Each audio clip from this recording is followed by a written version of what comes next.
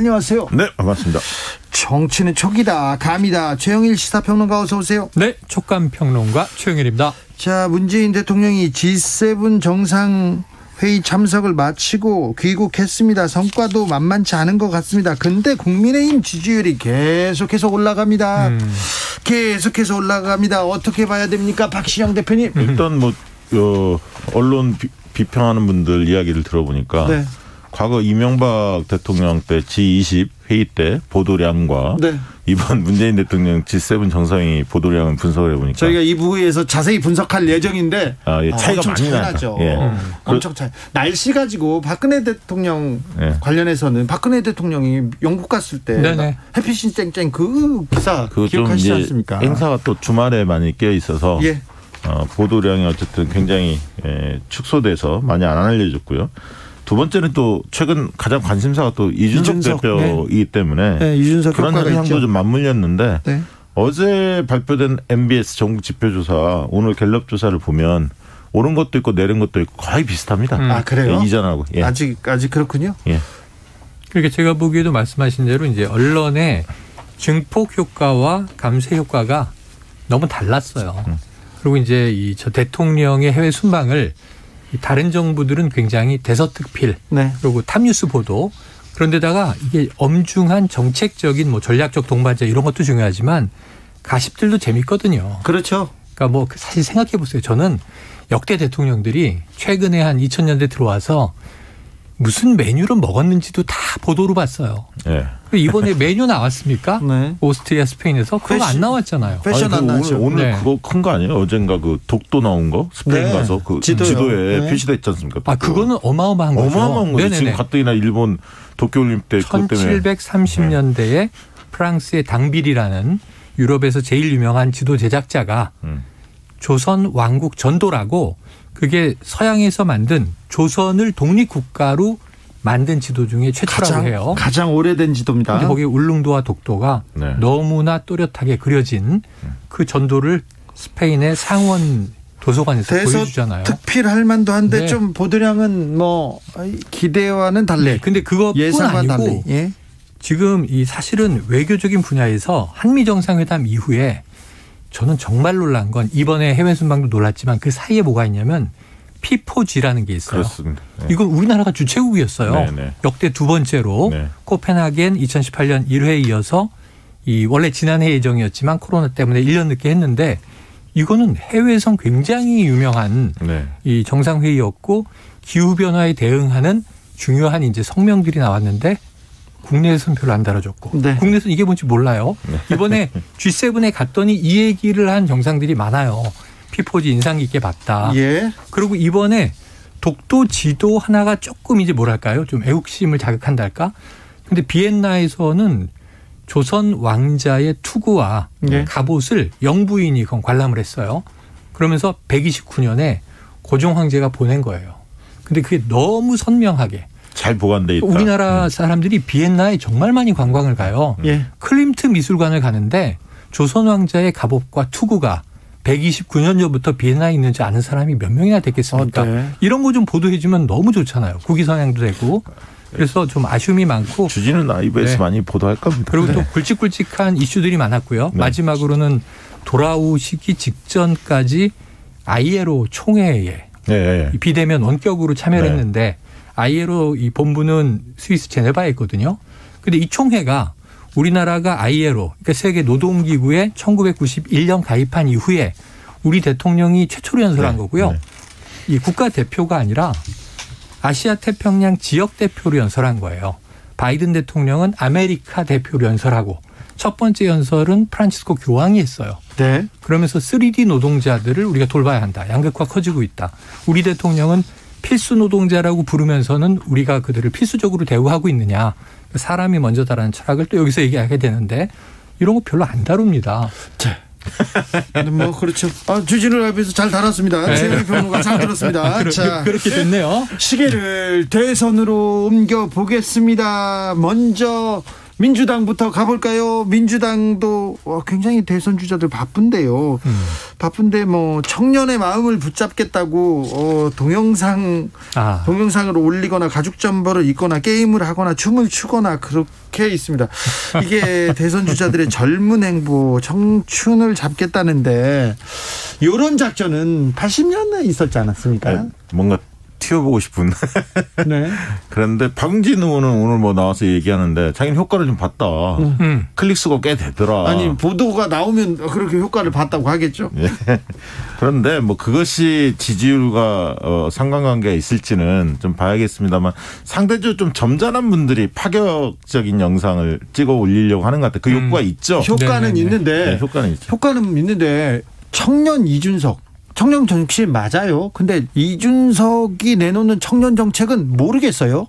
그리고 민주당이 내놓는 청년 정책도 잘 모르겠어요. 이번에 청년 정책 저건 냈죠. 그 청년 자산 형성과 관련된 지원 정책을 하겠다. 네. 그래서 이제 몇 가지 내긴 했는데 많이 보도가 좀 많이 안 됐죠. 그리고 청년 특임 장관제 신설 이 부분은 좀 부각이 됐는데 정부에서 이제 자산 형성을 위해서 군 장병들도 뭐 가입하지 않습니까? 40만 원씩 가입하는데 그걸 연 6%로 올려주고 50만 원씩 늘려주겠다. 뭐 여러 가지 정책들을 발표를 하고 있는데 아무튼 좀 이렇게 묵직한 한방을 좀 청년들이 기다리고 있는 것 같아요. 그렇죠. 거기에 좀 부합해야 임팩트가 있겠죠. 그런데 저는 청년 특임 장관이 이철희 정무수석은 라디오 인터뷰에서 조금 부정적으로 얘기를 했어요. 정부 조직법을 바꿔서 자리를 신설해야 되는데 이게 지금 임기가 1년도 남지 않은 정부 입장에서는 좀 될까 싶다. 회의적으로 얘기를 했는데 그럼 장관 아니어도 돼요. 네. 제안은 장관으로 했는데 특보로 하면 됩니다. 우선 급하게는. 네. 청년 특보가 하는 일이 정책 만들어서 저는 그 국민의힘의 김재섭 전 비대위원이 상당히 의미 있는 말을 하더라고요. 네. 지금 민주당 쭉 청년 정책 보고 있는데 이준석 대표는 청년을 주체로 청년의 힘을 모아서 정치를 바꾸겠다는 건데 민주당은 자꾸 청년 아닌 분들이 청년을 객체화해서 청년들을 어떻게 해주겠다는 얘기를 하고 있는데 이것도 안 되는 거다. 되게 중요한 얘기였거든요. 그래서 청년 특보가 특임 장관 대신에 만들어지면 청년들의 얘기를 청와대 안에 전하고 정부 부처에 전하고 그런 이제 주체적인 소통의 역할을 해서 진짜 문제는 뭐다. 이걸 알아야 이제 대책이 나오는 건데 우선 청년 특임 장관제는 한 3가지를 얘기하고 있어요. 청년의 일자리, 청년의 주거, 청년 복지 이런 문제를 해결하겠다. 근데 이게 좀 딱딱한 접근이고요. 이게 조금 더 생동감 있는 연성화된 상황에서 청년의 목소리가 직접 좀 전달이 됐으면 좋겠습니다. 자, 야권으로 가볼까요? 네. 윤석열 전 총장 움직일 듯 움직이지 않고요. 움직이지 않는 듯 움직이고 있습니다. 어제는 여야의 협공에 일절 대응하지 않겠다 그러더니 오늘은 27일 정도의 대권 도전을 공식화하겠다 얘기합니다. 그리고 전화통화에서는 국민의 부름에 의해서 국민이 기대하는 일을 하기 위해서 나왔다. 국민의힘 입당을 거론하는 건 국민의 대한 도리 예의가 아니다. 이렇게 얘기를 했어요. 무슨 얘기인지 잘 모르겠습니다. 네. 자, 윤석열 전 총장의 행보 어떻게 보고 계신지요? 6월 27일 날 대선 도전 선언하겠다. 결국 정치 참여 선언을 하겠다는 거고 그 이후에 아마 한 달에서 한 2달 사이에 민생 투어? 이제 민생 행보를 하겠죠. 경청 투어 형태로 전국을 돌면서 지지자들도 만나고 정치 세력화에 기반을 좀 다지고. 근데 그 민심 투어, 민생 투어요. 손학규 많이 하셨죠. 그다음에 안철수, 그다음에 김무성 전 대표도 많이 했는데 많이 이게 좀 효과가 있습니까? 아니 그 자체는 효과는 없는데 거기서 무슨 얘기를 할 거냐. 메시지가 핵심이죠 사실은. 네. 어디 가는 게 중요한 게 아니라. 분장이 핵심이 아닙니까 거기서? 아니 그러니까 연출이죠. 연출. 네. 어떤 곳 예를 들면 옛날 같으면 이 손학규 대표 탄광 가서 광부들과 함께 거기는 현장 탐방을 한 거예요. 현장. 얼굴에 이제 흙 묻히고 그 사진 하나 얼마나 좋았어요. 안전모 쓰고 그런 거거든요. 만덕산 좋죠. 근데 지금은 이제 그런 건 좀 이제 지나간 흐름이고 말씀하신 대로 어떤 메시지 내느냐 이게 중요한데 그게 체계적으로 잘 잡혀 있어야 되거든요. 오히려 윤석열 전 총장한테 국민들이 바라는 것은 정책적으로 준비가 좀 돼 있느냐 이게 궁금하잖아요. 그렇죠, 사실 그렇죠. 그러면 주요 분야에 대해서 공개적인 어떤 토론회라든가 전문가들 모셔서 듣기도 하고 본인 생각도 얘기하고 이런 게 오히려 야권 지지자들한테 안도감을 줄 텐데 그렇죠. 지금 약간 스타일 정치에 너무 꽂힌 게 아닌가. 이준석 대표가 나오다 보니까 이 스타일 정치가 한동안 좀 풍미하고 있는데요. 얼마나 갈지는 두고 봐야 할 것 같습니다. 저는 그것을 윤스타그램 정치다 이렇게 부르는데 네, 윤스타그램 정치. 자기가 엄청난 사진들을 찍어 놓고는 예쁘게 나온 사진만 올리는 거예요. 네. 보세요 그러고 예쁘고 좋은 걸 쓰고 이걸 이제 이재명 지사는 예쁜 포장지만 보여주고 있다 이렇게 비판을 한 건데 예를 들면 대선 주자가 이 정도 지지율에 이 정도 기간이 됐으면 또 정치를 할 거고 지금 공직에 있는 게 아니면요. 주진우 라이브에 나오면 되잖아요. 대선 주자들 다 이런 자리 못 나와서 여기 꼭 시간 못 잡. 어디든 네. 어디든 다른 방송사의 네. 뭐 유명 프로그램에 나가서 네. 나는 왜 정치를 하려고 한다. 예, 그리고 내가 검찰총장이 있을 때는 어떤 고뇌를 했다. 그래서 국민들을 위해서 어떤 결단을 내렸다. 어떤 준비를 했고 적어도 뭐는 이루는 대통령이 되고 싶다. 이런 건 해야 되는 거 아니에요? 최근에 조금 윤석열 총장 측에서 조금 곤혹스러운 게 뭐냐면 언론의 보도 논조가 조금 바뀌었어요. 네. 그러니까 이제 간보기 정치라고 이른바 자맹 정치가 길어지고 말씀하신 대로 본인 간접 화법에 본인들이 원하는 내용만 사후에 이렇게 찔끔찔끔 알려주는 이런 방식으로 하다 보니까 기자들이 좀 뿔이 난 것 같고요. 그런 것도 있지만 네. 그 전까지는 찬양 그리고 칭찬 일색하다가 이제 본격적으로 링에 올라야 되지 않습니까? 그렇죠. 일단 국민의힘에 빨리 입당시키기 위한 기자들 몇몇 기자들의 압박이 아닐까요? 아니 근데 국민의힘의 입당 코스는 이미 나름대로 스케줄을 잡고 있을 것 같아요. 왜냐하면 이제 본인 선언하고 한 달 정도나 한 달 반 정도 움직이다가 8월 입당하더라도 8월달 입당하지 않겠습니까? 그 먼저 할 이유가 없죠. 그렇죠. 충분은 왜냐하면 8월 정도 생각하시죠? 네, 밖에서 대국민 접촉면을 충분히 가진 다음에 네. 존재감을 더 높인 다음에 들어갈 필요가 있기 때문에 그런데 지금 이제 국민의힘 대선 주자들도 윤석열 때리기에 동참하고 있거든요. 뭔지 모르겠다. 뭘 하고자 하는지를 도대체 모르겠다. 심지어 이준석 대표조차도 네. 너무 아마추어 티가 난다. 네. 준비 많이 해야 되는데 빨리 입당해서 전문가의 조언을 좀 받았으면 좋겠다. 네. 그러니까 위해 주는 척하면서 빨리 들어오라는 압박도 하고. 그러니까 네. 부담되는 거예요. 또 김종인 전 비대위원장도 한마디씩 밖에서 계속 윤석열 험담을 하죠.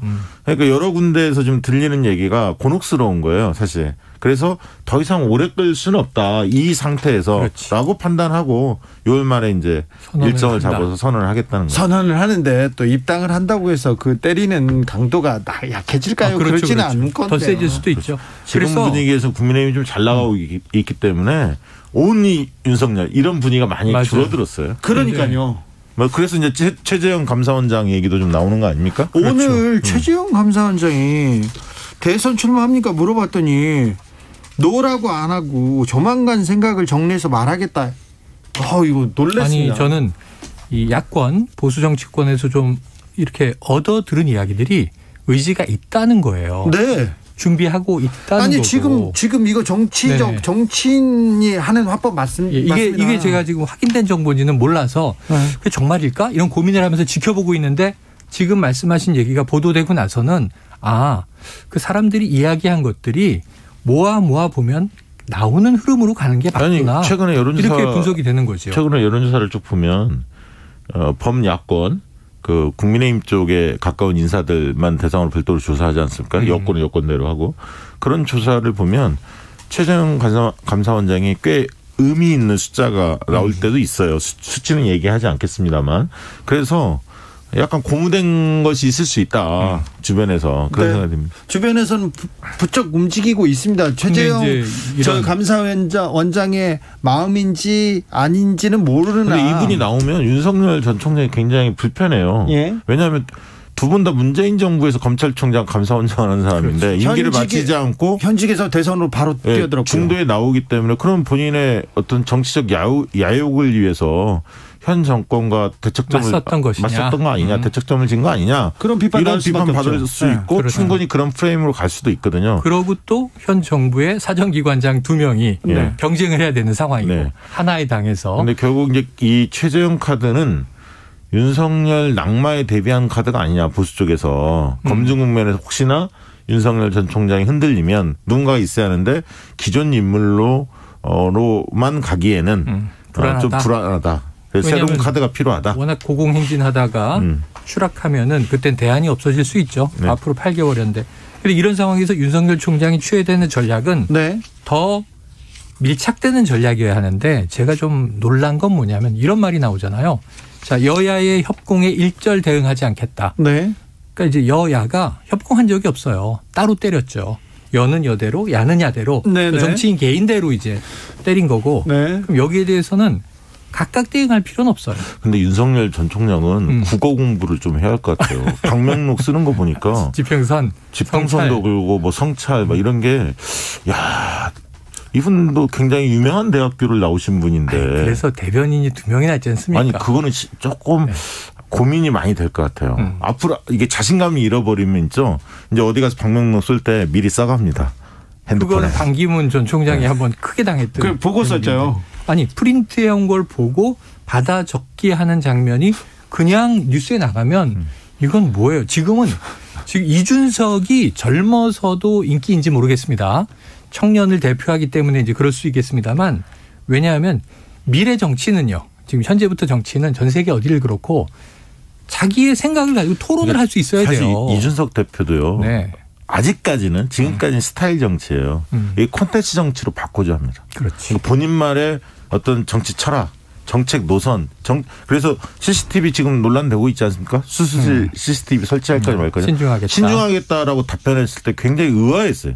왜냐하면 다른 현안에 대해서는 본인의 목소리를 과감히 냈던 분인데 이 부분에 대해서 국민 여론이 어떤지도 뻔히 알면서도 자기 여동생이 의사인지 몰라서 그래서 그런지 모르지만 이게 신중한 사안입니까? 벌써 몇 년째 끌어온 사안인데 그러면 빨리 의총을 열어서 당의 입장을 공식화하겠다 이렇게 나와야죠. 신중히 검토하겠다. 그럼 몇 달 또 몇 개월 끌겠다는 거 아닙니까? 지금 박 대표님 얘기를 들으니까 자신 있는 대목은 SNS로 바로 받아쳐요. 야, 당대표가 저렇게 개인적으로 빨리 받아쳐도 되나? 내부 회의한 거 치고 그럴 때도 있고 그게 선택적으로 신중한 사안도 있고 여야에서 이준석 대표의 이제 행보는 지켜볼 문제인데 문제는 적어도 대선 주자는요. 다 알 필요는 없어요. 인사를 해야죠. 조직도 필요하고 시스템도 필요하고. 근데 자기의 정치 철학, 국가 경영의 철학, 적어도 어떻게 국가를 바꾸고 싶다는 열망 이런 것들은 국민들에게 얘기를 해야 공감이 되는 거지. 아니, 그래서 이준석 대표가 꼬집었잖아요. 공부하는 거에 너무 스트레스 받지 마라. 들어오시면 전문가 붙여서 해결하겠다. 이렇게 얘기한 겁니다. 그래 놓고 저 또 이준석 대표는 또 때리고. 내년 지방선거에서 자격시험 도입한다는 거 아닙니까? 그거는 좀 내부에서도 좀 비판이 많이 나오는 것 같아요. 국민의힘 내부에서. 선출직 공무원이 되기 위해서 이제 막 시험을 쳐야 되잖아요. 지금 엑셀 못 해가지고 지금 얘기하시는 거 아니죠? 워드 잘 못 쳐가지고 얘기하시는 거 아니죠? 아니 그래서 또 다른 쪽도 있어요.